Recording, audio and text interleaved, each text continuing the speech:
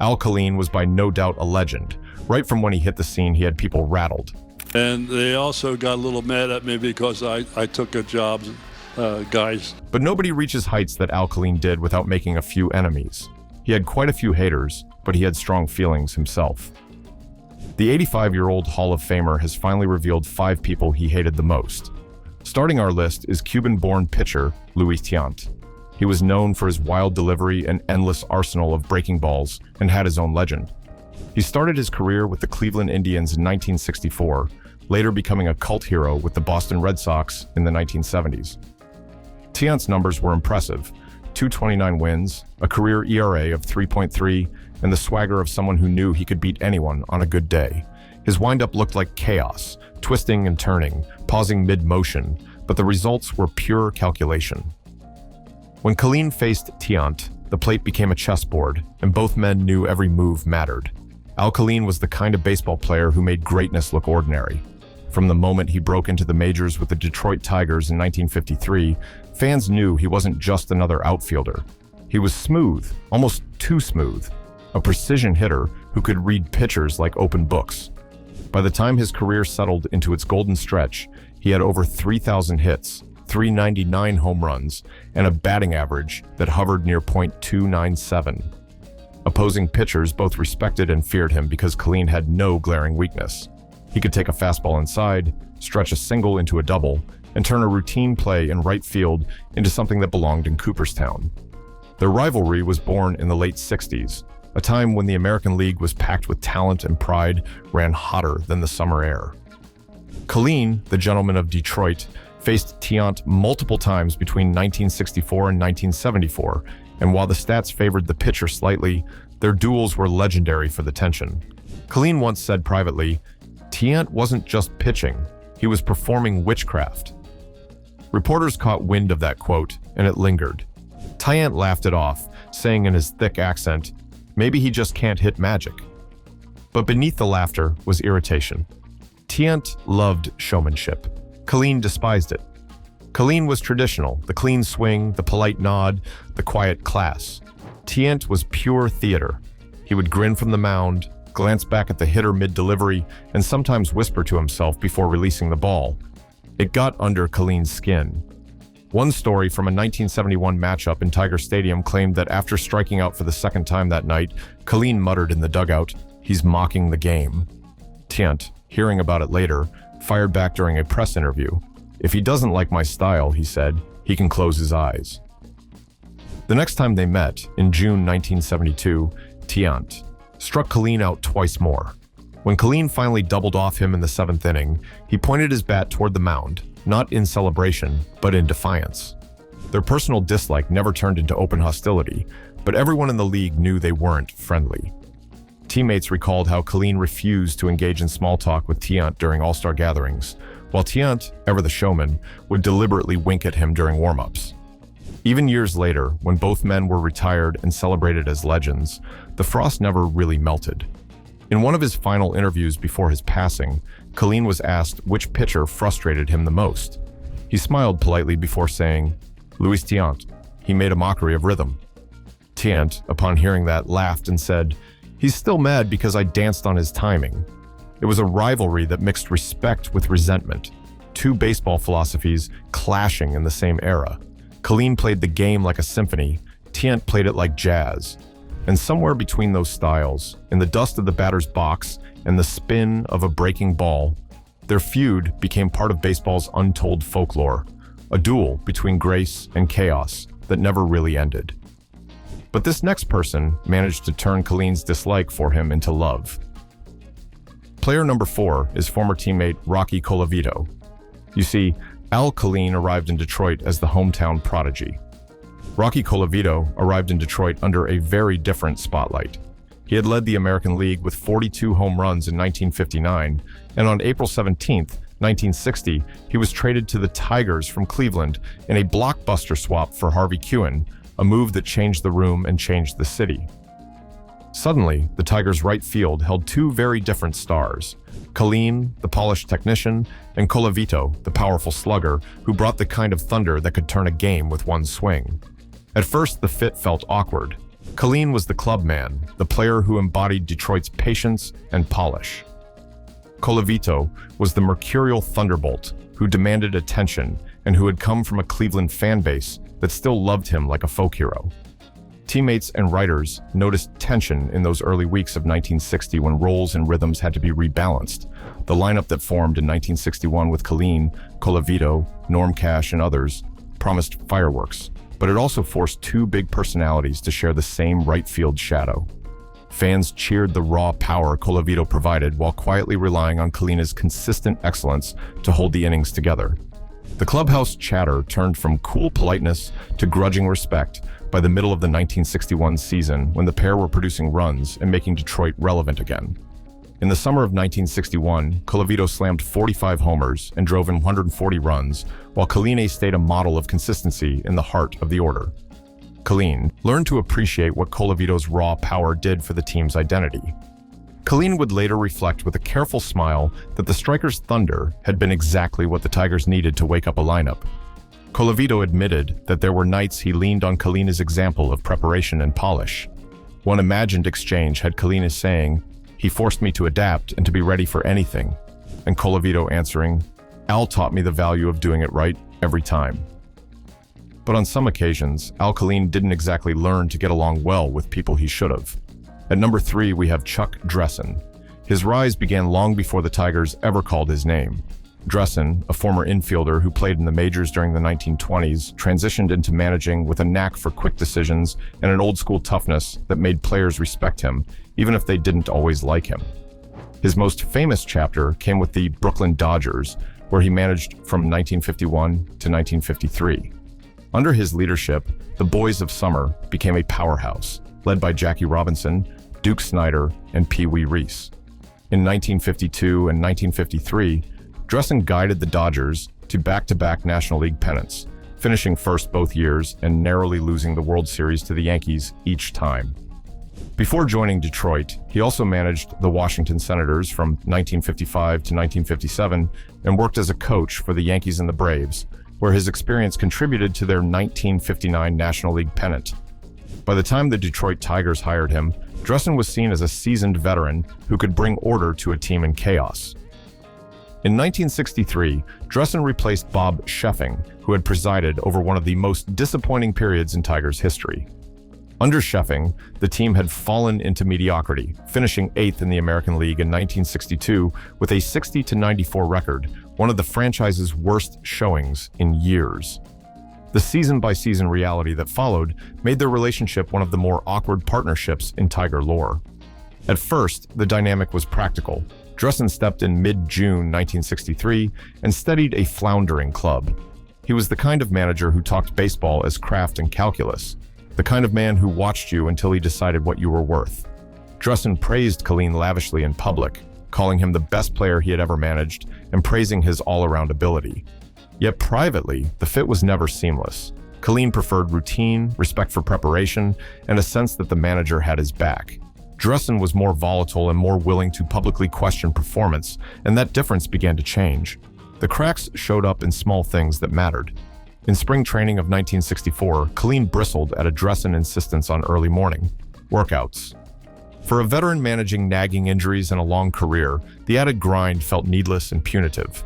Kaline resented being treated like a youngster to be broken down instead of an artisan to be preserved. He said nothing explosive in public, but teammates noticed the shift. By the end of the season, Dressen had suggested more rest for his veterans, such as sitting out second games of doubleheaders, and Kaline accepted that concession, even if the emotional distance between them did not vanish. Dressen's impulse to assess and to speak his mind fed trade rumors that unsettled Kaline. In 1964 and 1965, conversations about roster moves and the idea of trading big pieces swirled through the club. Kaline had put down roots in Detroit, and the notion that the front office or a manager might casually consider moving him felt like a betrayal. It was not only Dressen's words that stung, it was the sense that the manager could change his tone on a dime, praising one day and withholding confidence the next. That inconsistency created anxiety that, over a 2-year stretch, shaded every at-bat and infield chat. There were moments of public praise from Dressen that complicated the tale. He had called Kaline, quote, the best player who ever played for me, and later acknowledged Kaline's knowledge of the fine points of the game. Those compliments made it hard to claim pure enmity, and Kaline himself recognized Dressen's baseball intellect even while he resented the style. Kaline often preferred managers who coached quietly and managed men carefully. Dressen managed games. Kaline wanted to be managed as a man. That difference never healed. Health and chaos finally ended the partnership as much as any personality clash. Dressen suffered a coronary blockage in March 1965 and then a second cardiac event in May 1966, forcing extended absences and creating instability in a clubhouse that already felt strained. The managerial roller coaster and Dressen's illness left Kaline and others carrying emotional baggage the Tigers would not fully shed until a new era arrived under Mayo Smith a couple years later. While it took years for Al Kaline to feel this way about his former manager, this next person had Al Kaline enraged in an instant. Number 2, Bob Shaw. On September 25, 1958, the Detroit Tigers were up against the Chicago White Sox. What began as a routine late-season game in Chicago turned into the moment that would harden Kaline's feelings about Shaw for years to come. The pitch that changed everything came in the heat of the ninth inning at Comiskey Park. A fastball struck Kaline on the back of the head, and he crumpled, unconscious behind the plate. The stadium went quiet in a way only real fear could command.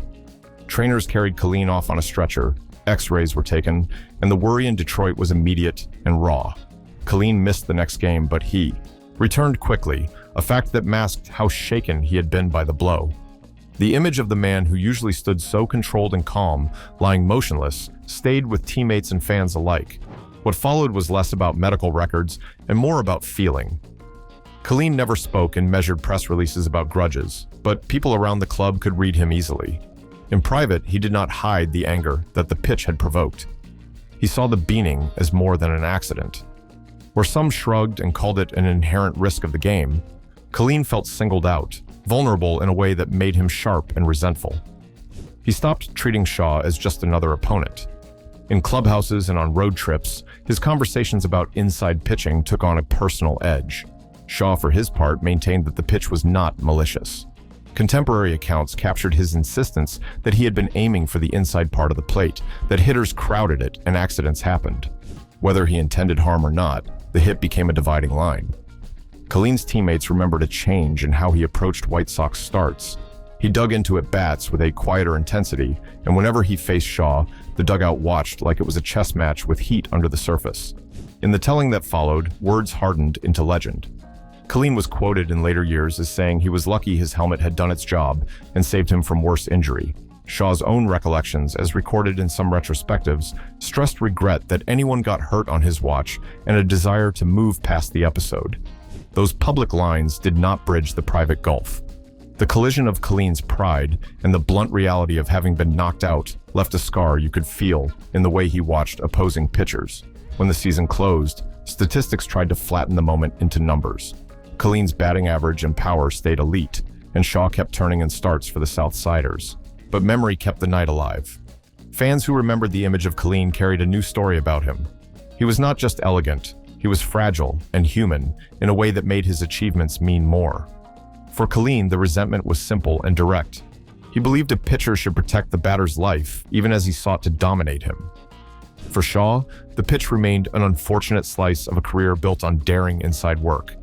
Between those two views, the feud lived on, less as newspaper headlines and more as a private history that shaped how Kaline played the many games that followed. While Shaw's pitch nearly killed him, there's a pitcher that Al Kaline hated more, and it's hard to imagine that the legend would hate anyone more than the one man who nearly sent him to baseball heaven. At number 1, we have Early Wynn. The White Sox pitcher was a bulldog of a pitcher whose career stretched from 1939 to 1963 and who earned 300 major league wins, a Cy Young Award in 1959, and an Ironman reputation for pitching well into his 40s. Wynn's game was built on intimidation and craft, a knee-high fastball when he wanted it, a stubborn will to brush hitters back, and a famous line about the batter's box being his office. He was the kind of veteran that younger hitters remembered long after the box score was filed. Their timelines overlapped in the 50s and early 60s, and the matchups added up to a rare kind of frustration for Kaline. Over their meetings, Kaline hit just 24 for 115 off Wynn, a .209 mark with only 1 home run and a .287 slugging percentage. Those numbers felt personal because they were consistent season after season. When Kaline won the batting title in 1955, he was 2 for 14 versus Wynn. In 1956, he went 3 for 16, and during Wynn's pennant run in 1959, Kaline was 0 for 10 against him. Stat lines turned to stories in the clubhouse, and the story was simple and stubborn.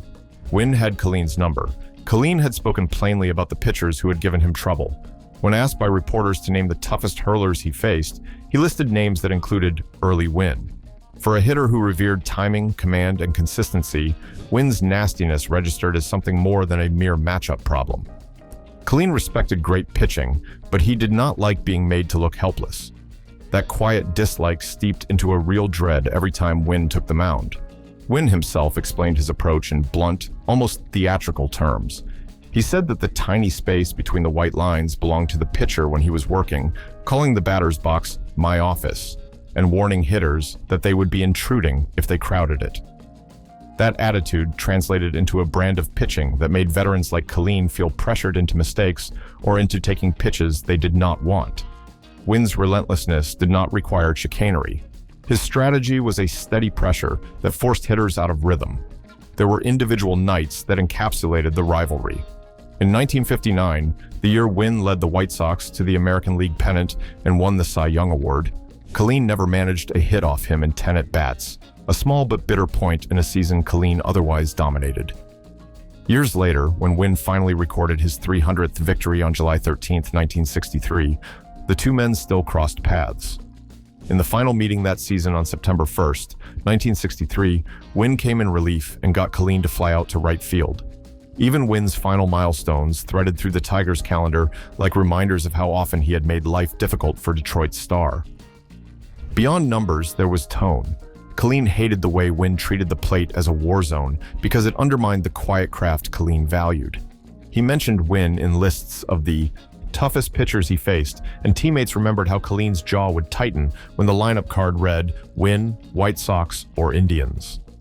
Wynn, for his part, shrugged off personal animus as part of the job, preferring to explain his behavior as professional strategy rather than personal malice. That professional indifference only deepened Kaline's distaste. There you have it, the 5 people Al Kaline hated the most. Do you think his hate for these people was justified? Let us know what you think in the comments section. If you like this video and want more like this, make sure you hit that subscribe button.